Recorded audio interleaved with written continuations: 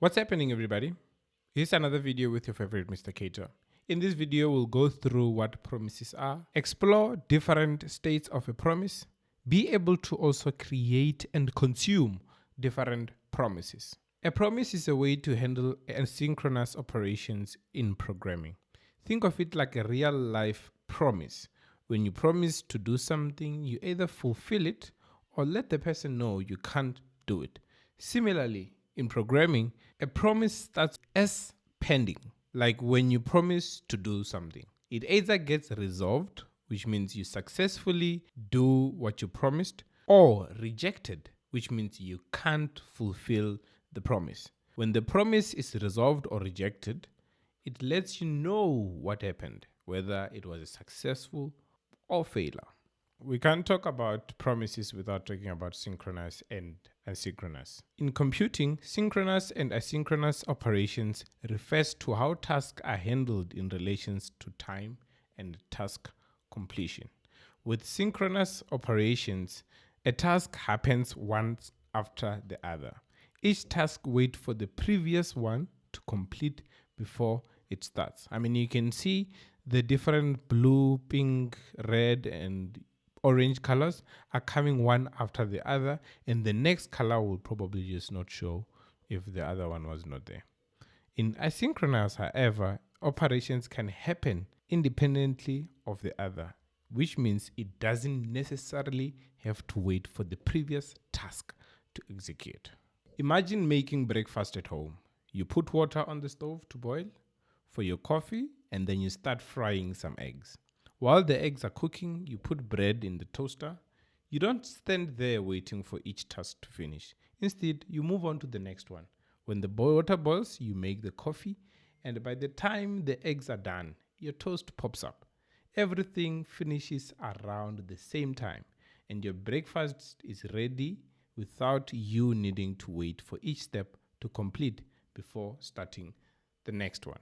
And that's how asynchronous works. As always, talk is cheap. So if we are going back to our store example, you can see that at the homepage we do have this list of categories that gets to be loaded, and all these lists are coming from some sort of a constant wherein you set the details and then you pass them to a service like here, and then you have this get category list function that gets called inside your component like so, and then it gets shown to your HTML file. Well, that is easy, right? And the reason being is because all these category lists, they are already in your app, which means you don't really have to wait for any second or for any minute for this data to be brought back. But then how would we go about it if we had to get this list of category from somewhere? Let's say either a database, or it takes a minute or 30 seconds to be brought back to the front end. And that is where asynchronous operations comes in, and that is achieved using promises. To show you this one nicely, I would like you to go to your browser and then click on the right click of your mouse and then click inspect. There will be a tray that pops up something like this, either on the side or at the bottom, right? This is just to show you the debug console. And then let's go back to our code, right? So what I would like to do here is just convert this symbol synchronous function to an async function, which is a promise, which is what we want to do, right? So I'll just go ahead and then copy that function. First thing, I'll just also update its name. This is just for good practices. It doesn't have any impact on whether this will be an async or asynchronous function. So the first thing you need to do is change the return type. You need to make it a promise. So basically you wrap whatever return type you are having inside a promise. And then you will see now the return type will start crying, saying, hell, this category details is missing the following properties from the promise, then catch, and finally. Therefore, now you go ahead and then create a new promise like this. New, 1 second, you can just say return new promise, and then it accepts two parameters. You have to say resolve and then the reject. Remember when we say resolve, it's when the promise has passed pretty well, and then reject, it's when something has failed or it's saying that it can't return anymore. You do the arrow functions and then you add two curly brackets, and this is a very simple syntax. And then for you to simulate a promise, or as if this call is going to take some time, you can just add a set timeout from normal JavaScript.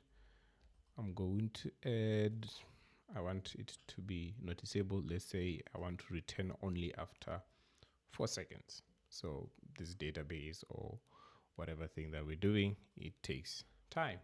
And there you have it. You have a function that returns a promise. But then how do you get to use this promise function?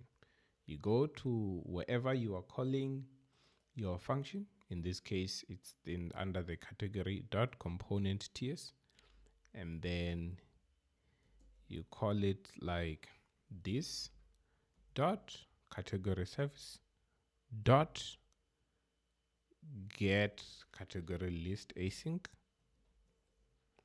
and it's that. You can either choose to say then, and then you have some sort of a parameter there, a single parameter that is like that, and then you will then assign this to the result. I'll explain to you how this one goes. And the reason why it's obviously showing red here, it's because this category is a read only. So just remove it and you should be good. I mean, I'm just going to also console log the results so that you can see them here at the bottom as they return. Right? But otherwise, let's explain what's happening here. Right? This is called consuming a promise, or actually getting to listen to any new returned information from your promise. When you type the then keyword, this is when we're saying a promise has been fulfilled or resolved, or it's ready to return some details, and anything within these curly brackets, it's the successful results that will be returned by your promise. And if this call decides to fail, then you can just chain a method called catch, and what this will do, it will be able to listen for any rejection that happens in your promise. And if you want to just run something, whether your promise fails or pass, you can call a method called finally on that promise, and then it will just run regardless. Remember the console log I said we should do here? You can see it's showing us what's happening on this promise call, right? If I expand here, you can see that it's showing the details that were fetched by our promise, and you can see obviously it's executing on line 37, and the line 37 it's here, which means now this line in 33, it's redundant or won't be needed. And we also remove this initializer at the top, and then we give this a type. Then once I save that, you will see that this reload will take some time to show these cards and the images that we have there. And that just shows us that our promise is now effective. And then what happens if our promise rejects before it resolves? I mean, we just have to go and have another set timeout. I mean, we don't really have to put it before or after, but let's just ensure that this one rejects. And we can just pass in anything here. Let's say, yeah, something like that. Or something went wrong. Then we save it. then you can see that now instead of executing this section and showing the information here, it just went ahead straight to the catch, which is where the rejects goes to, and said this item is empty. Or in my case now, it's going to say something is wrong. And that is how you actually get to catch any error that pops out of your promise. You can see here, it says something went wrong, and it still executed this whole finally, because it always execute whether your promise has resolved successfully or it has failed. The finally will always show up. But there is another way where you can get to listen to any returned results of your promise without having to use the then and a catch. For you to do it, you can just, let's say, you have an ng on init like that, but make it an async function. And for you to do the very same thing you're doing here, you can just go ahead and copy the variable you want to assign the results to, and then now call a keyword called await, and then call the method get category list async just after the await, and then do that. This should be able to just assign the data from this get category async the very same way this does it. But then obviously the downside here is what happens if it kind of fails. Well, you can then use your normal try catch in your, and you could just have something like this, then you can catch anything else somewhere there. Then the very good question that will come up is, when would you use option 1 over option 2, right? Option 1, I mostly use it if my promises calls are quite simple. So it's just one function being called that returns some data, and then that is it. But then option 2 becomes very useful if, let's say, for example, we have another promise that is doing something else. It's going to fetch the information of the logged in user, and the other one is going to find what are other suggestions of these categories that we would like to add. So let's say we have like a promise 2, and then maybe another promise 3, promise 4, promise 5, and all those kind of things. For you to call it in this way, it means that you might need to chain in some of these promises inside here, and then another one inside another, and it just becomes a bit more complex to follow up and maintain. But then having to just say, I would like to call you one function, one after the other, as in, okay, once this returns some data, then call the second promise, and then call the third, and then you do whatever you want to do towards the end of such an execution, then it looks much more cleaner. But it's up to you. Although some of these advanced topics that I'm going to discuss right now are not really part of this Angular series that we are doing right now, I thought it would be a very good idea to keep you guys away, right? So we have this one concept that is called promise.all, right? So this allows you to run multiple promises in parallel and handling the results of all these promises.